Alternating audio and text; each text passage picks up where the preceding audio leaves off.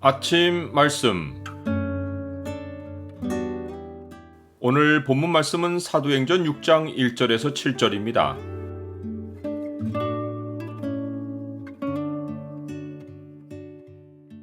살아계신 주의 교회는 진리의 기둥과 터이다.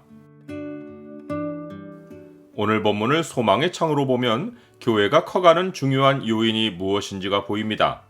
소망의 창을 보여주는 구절은 6장 7절입니다. 하나님의 말씀이 점점 왕성하여 예루살렘에 있는 제자의 수가 더 심히 많아지고 허다한 제사장의 무리도 이 도에 복종하니라. 공회가 사도들을 채찍질하고 예수의 이름으로 말하는 것을 금하여 놓은 후에 사도들은 자기들이 예수님의 이름을 위하여 능욕받는 것이 하나님이 자기들을 합당한 자로 여겨주셨기 때문이라는 사실에 기뻐합니다. 세상의 눈에는 고난은 실패이고 좌절할 일입니다.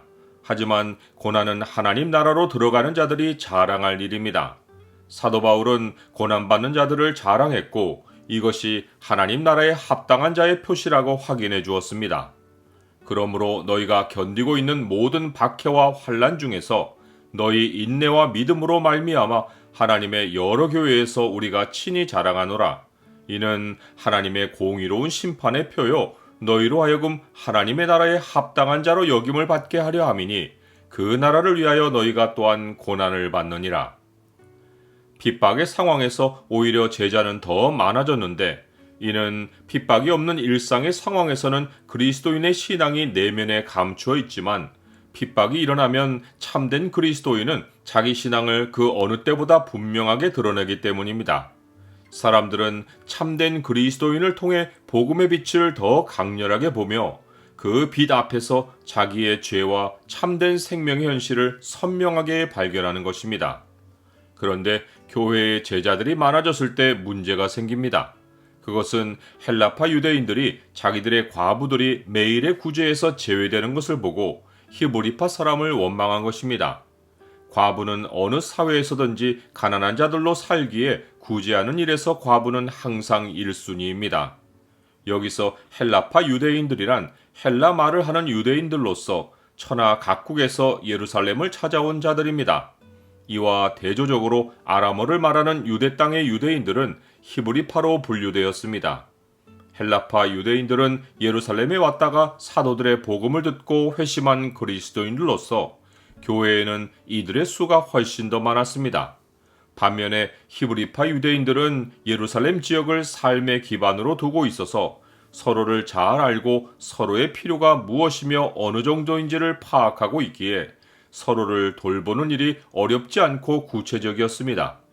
하지만 헬라파 유대인들은 천하에서 예루살렘에 왔다가 이제 막 제자가 되어 그리스도인 공동체에서 서로 관계하기 시작했기에 많은 무리 가운데 서로를 잘 알지 못하고 서로의 필요를 챙겨주는 일에서도 히브리파 유대인들보다 훨씬 못했습니다.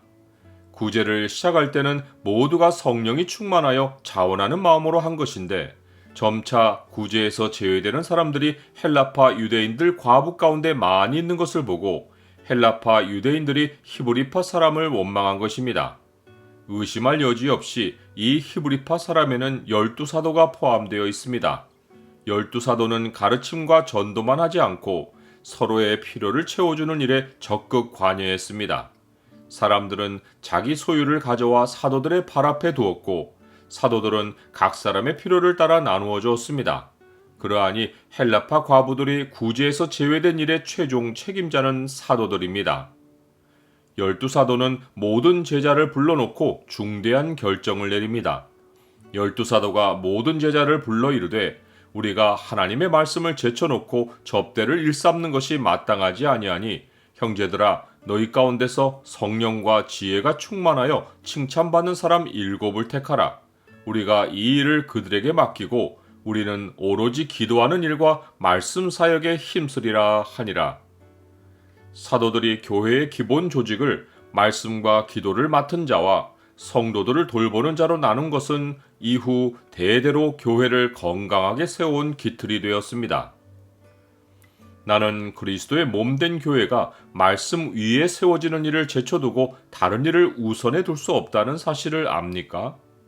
사도들의 결단이 하나님이 주신 지혜인 것은 성령을 모신 온 무리가 사도들의 말을 기뻐한 것입니다. 이제 온 무리는 자기들 가운데 믿음과 성령이 충만한 사람 7을 택하는 과정을 거치고 이들을 사도들 앞에 세웁니다.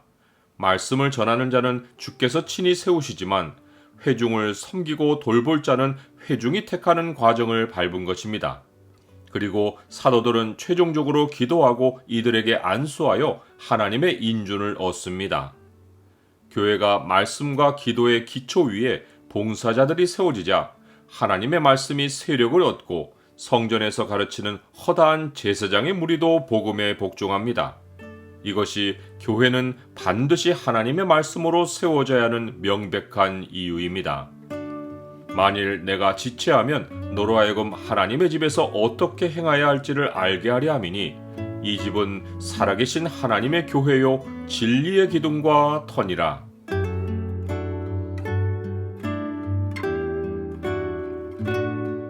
주님, 교회에 문제가 생기는 것은 교회가 바르게 세워지고 있는지 점검하라는 주님의 신호입니다. 주님이 교회의 터이시고 그 위에 진리가 기둥과 버팀목이며 이를 기초로 성도들의 사랑이 주의 몸을 세워가는 교회가 되게 하옵소서. 예수 그리스도 이름으로 기도드립니다. 아멘.